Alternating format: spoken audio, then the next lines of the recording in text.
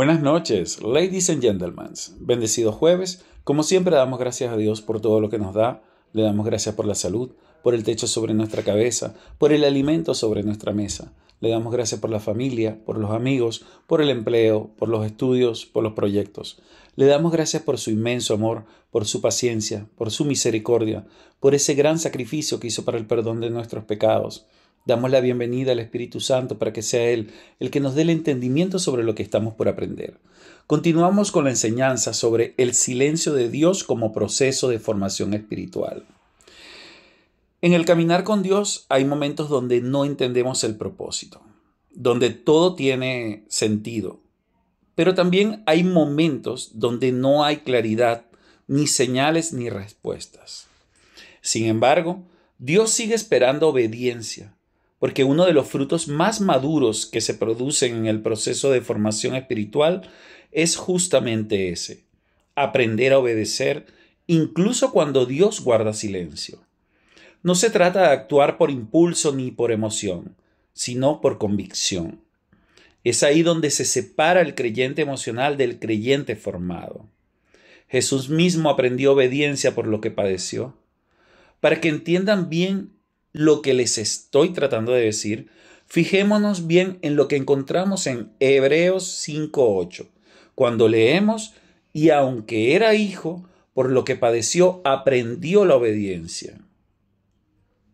Hermanos, esto es profundo.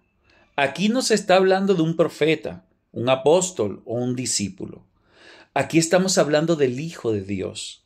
Estamos hablando del que es uno con el Padre, como podemos ver en Juan 1:1, en Juan 10:30, en Juan 14:9, y aún así fue formado en obediencia a través del sufrimiento. Y si Él, siendo perfecto, pasó por ese proceso, ¿cuánto más nosotros? Dios no nos está preparando para momentos incómodos. Nos está formando para permanecer, para servir y para representar su nombre, aun cuando no entendamos lo que Él está haciendo. Y eso no se aprende en la emoción, se aprende en el silencio. Según el léxico del Blue Letter Bible, la palabra griega traducida como obediencia en Hebreo 5:8 es upakoe o upakoe, que significa atender, escuchar y someterse con disposición. Así que no se trata de solo cumplir una orden, sino que es hacerlo desde una actitud de rendición. Eso es precisamente lo que se forma cuando Dios calla. Sumisión voluntaria, no obediencia forzada. No siempre entenderemos el por qué, pero debemos confiar en el quién. Hay preguntas que no tendrán respuestas inmediatas. Hay situaciones que no se explican con lógica. Pero la formación espiritual no depende de que todo tenga sentido, sino de saber en quién hemos creído. Porque cuando Dios guarda silencio, no es el momento de dudar de su carácter, es el momento de afirmarlo. Pedro lo vivió. Después de negarlo, no entendía por qué había fallado tan gravemente. Pero fue ese mismo Pedro el que con el tiempo llegó a escribir en 1 de Pedro 1:7, para que sometida a prueba vuestra fe sea hallada en alabanza, gloria y honra cuando sea manifestado Jesucristo. Pedro aprendió que el silencio no es el final, sino que es parte del trato. Y nosotros también tenemos que aprender a vivir con la tensión de no entender todo, pero obedecer igual. No hay crecimiento sin silencio. Vamos a decirlo claro. El crecimiento real nunca ocurre en la comodidad, ni en lo predecible. Dios forma en la espera, forma en la incertidumbre, forma en los por qué sin respuesta.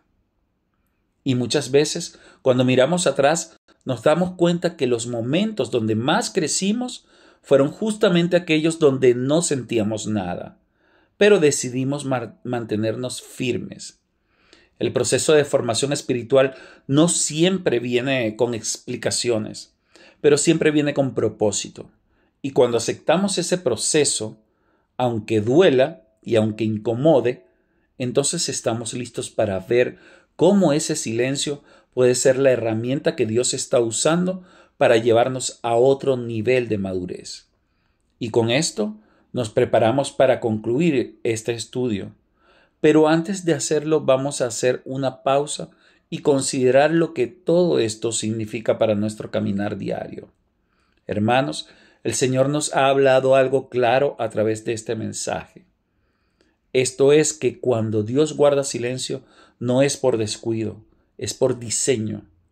El silencio de Dios no significa ausencia, significa intencionalidad.